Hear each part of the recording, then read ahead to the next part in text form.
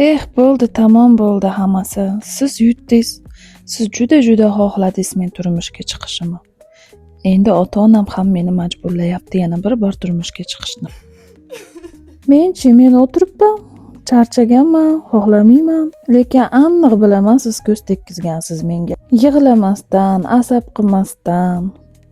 Kelinglar, men undan ko'ra o'zimga parvarish qilaman bugun. Chunki ertaga meni uchrashuvim bor. Faqat iltimos to'y qachon, asab qilding deb gapirmanglar menga. Birinchi navbatda sochlar, chunki bu gaplardan keyin sochim sinib ketgan, xiralashgan va men bilan birlikda shokda. Mana shu zo'r niqobda surtamiz, 15 daqiqa kutamiz. Shu payt ichida go'yo hayotim joyidadek yuramiz.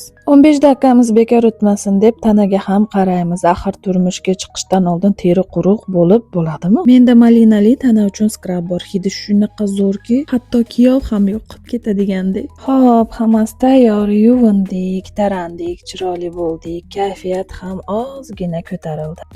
Bularni Zoom Marketdan zakaz qildim. Artikulda esa opisaniyada qoldiraman. Kayfiyatda zo'r, rosa turmushga chiqis kelayotgan ekan deb o'ylayapsizlarmi mana jippillashimni ko'rib? Sizlarga eng qizig'ini aytmabman-ku. Kuyov bola na o'zbek emas, na qirg'iz emas, na qozoq emas, na tojik emas. Endi aytingchi, shunaqa holatda uchrashuvim qanaqa o'tadi deb o'ylaysiz?